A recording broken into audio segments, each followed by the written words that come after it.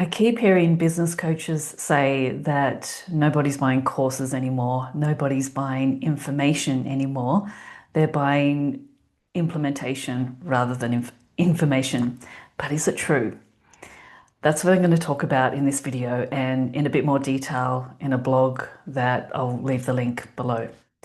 So I entered the course market at its peak. I didn't realize it at the time, but it was in 2020 that I really focused my energy into creating a suite of what I call tiny courses.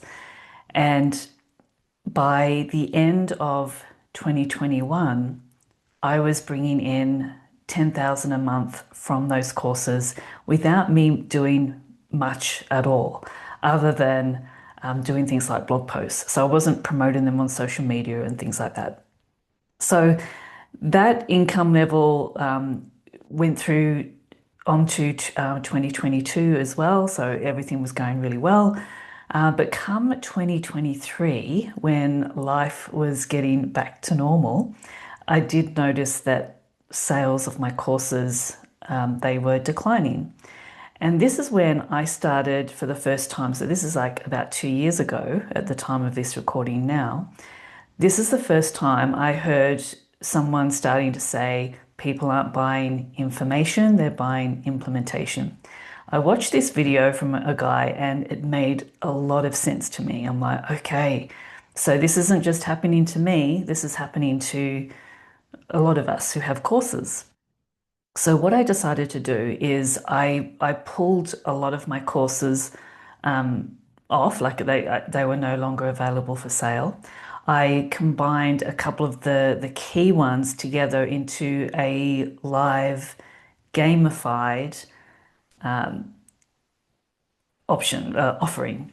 And so how this worked is that there were rewards for completing things on time.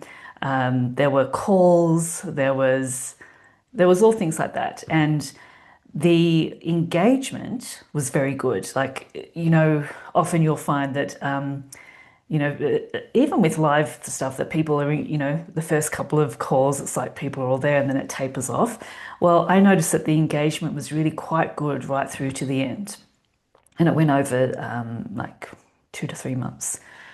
But by the end of it, I was exhausted. I was like, I'm not looking forward to doing that again.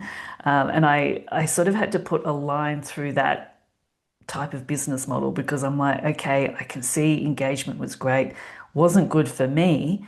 And hold on a minute, the results actually were not any better from when it was more self-study.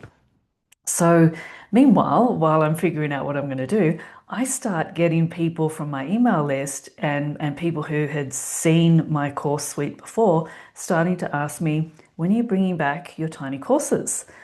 And I'm thinking, oh, that's interesting. I also had some feedback from people who were in this live program that, I mean, it was just one or two, but it was enough for me to like pay attention.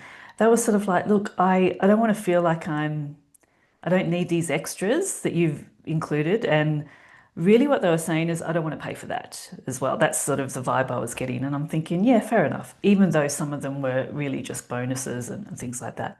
But I started to get this clear message that at least for my audience, having hand holding, having implementation, yes, sure, some people want that. The results were not better. And actually, when I look back at my other course results from students, they were people that didn't have any hand holding and they actually completed and they created something and they got the results. So, where that leaves me now, I share a bit more in the blog that I'll link below. But I have changed my mind about online courses. I'm beginning to focus more on that. And I've started to re-release my courses. I started doing that over the last year, and they are selling again without much on my part. So if that whole conversation interests you, do take a look at the blog below and come back here or on the blog and let me know your thoughts. Thanks for listening, and bye for now.